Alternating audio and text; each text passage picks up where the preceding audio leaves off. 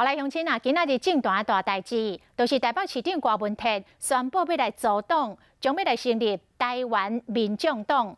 国民党的立委并无意外，讲这个郭文哲的目标是立委，是要进军国会，这对不分区立委的影响较大。真拄好的是，郭文哲的台湾民众党简称叫做台民党。台民党，甲郭台铭的台铭是共音，是毋是会因为安尼找郭台铭来革命呢？这是互国民党的议员真紧张哦，赶紧甲郭台铭喊话，请郭台铭千万唔通来离开国民党。台湾的选择。中南部乡亲真热情，明年总统大选，台北市长郭文哲伫确定敢要参选进前，先成立政党。柯 P 市长要更告诉台湾人民，他要追求的理想跟方向。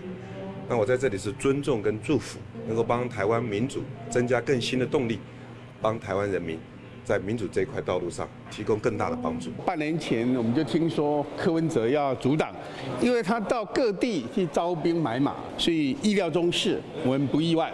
郭文哲组党，听讲可能甲国民党总统初选参选人郭台铭合作，加上新政党的名是台湾民众党，引起联想。台湾民众党简称台民党，那又在郭台铭董事长返台的当天宣布，是不是又是柯文哲要释出什么讯号？希望说郭台铭董事长不要被这个台民党给拐走了。更笃定他会参选，他为什么那么积极的要跟郭董合作？我觉得郭董对他带来的最大的一个政治效益，应该就是粮草的部分。南洋会有讲爱团结，希望讲郭台铭留伫国民党。郭文哲组党除了可能会挑战总统的大位，嘛未认为讲有意要进军国会。对两大党的杀伤力在于不分区，而不是在于区域。他区域要有斩获，我想要很拼。不分区其实它的席次就是这么多，那当然会冲击，包括不止国民党、民进党，包括其他时代力量、小党，其实都会有所冲击。台湾民众党气势真强，2020的大选嘛未快心。